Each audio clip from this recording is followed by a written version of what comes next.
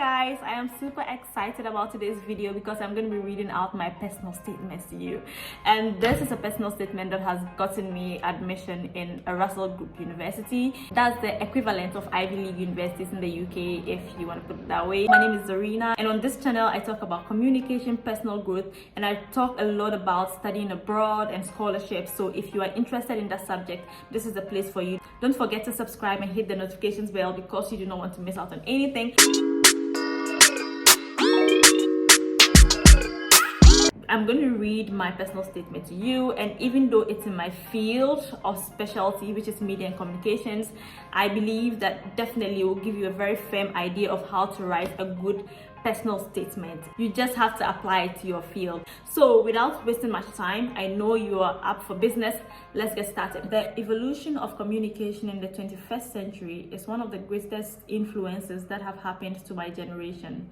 A generation which grew up to experience the quick transition of communication from a more mundane form into a vibrant one in about 3 decades.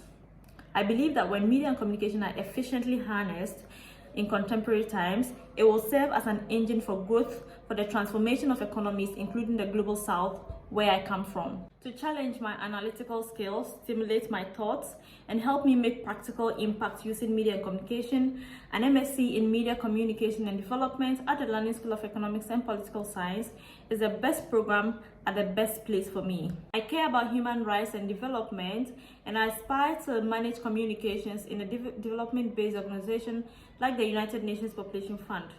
I believe this program will prepare me adequately for my aspirations.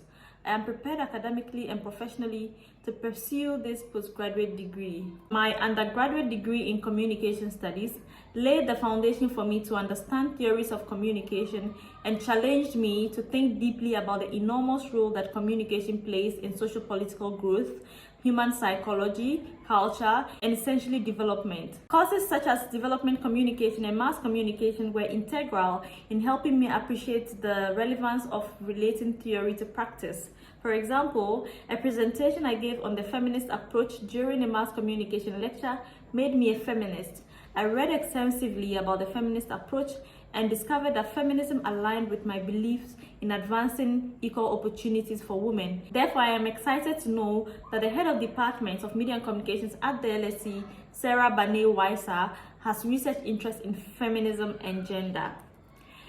Going through the models of the course, I can relate to its relevance because of my training and experience in communication and development. The science of communication makes it important for me to advance my knowledge in the field because, like any social science, communication deals with society and individuals. So I desire to have a comprehensive view of mainstream perspectives on the role media and communication play in low-income countries. As a trained journalist, I have keen interest in international media's representation of Africa, including the priming and framing of news. Therefore, I look forward to the model on international media in the global south because I trust there is a strong connection between international media and development in the global south. This model will expand the knowledge I acquired in a course on international communication systems during my undergraduate degree. I believe I have a responsibility to comprehend relevant communication theories, concepts, and approaches, and combine them with logical perspectives to make professional and viable arguments. My country, Ghana, is ranked best in Africa on the World Press Freedom Index, and I want to contribute to using the media and communication platforms more efficiently for the purpose of ensuring transparency and accountability. Hence, I wish to harness my academic aptitude and experience and engage in dialogue to make a difference in my country and the world. Professionally, I have worked in media communication and development careers and desire to expand my experience and social impact by advancing in similar professions. I worked as a communications consultant and a communications assistant at the United Nations Population Fund.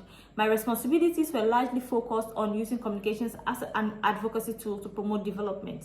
I have experience working in 4 media organizations in Ghana in development journalism. My interest in digital media and development inspired me to carry out my undergraduate dissertation on blogging in journalism. My findings showed that Ghanaian bloggers focus more on politics and entertainment. So I started a blog where I write about the empowerment of women. Coupled with that, I engage in radio interviews to advocate for equal opportunities for women and girls.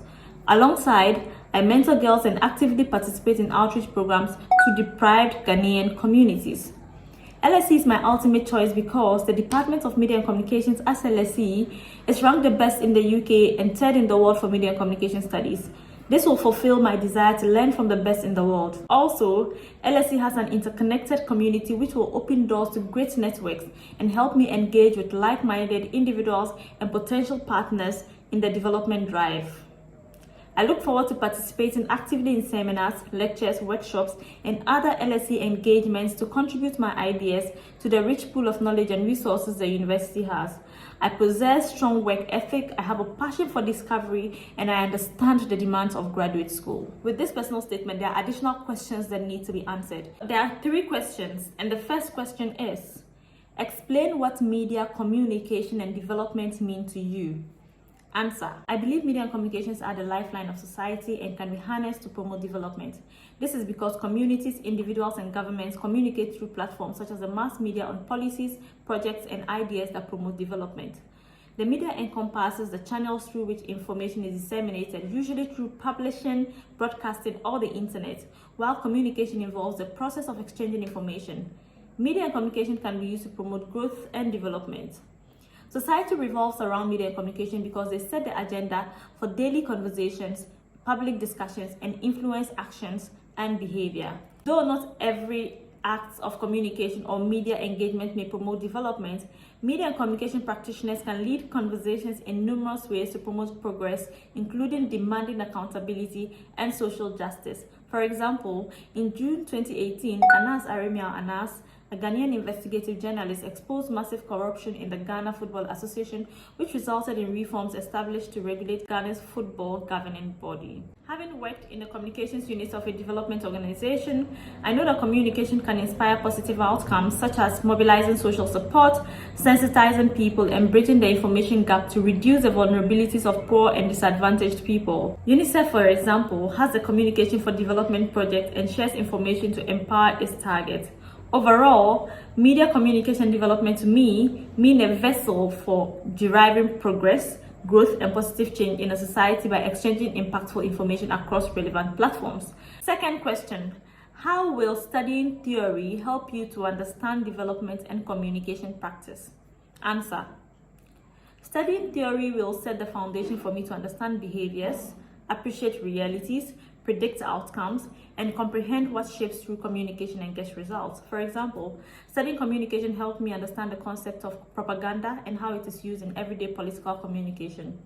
During my undergraduate degree, I was tasked to propound a communication theory based on my understanding of media and communication. The theory I propounded was called Media Deficiency Theory of Communication.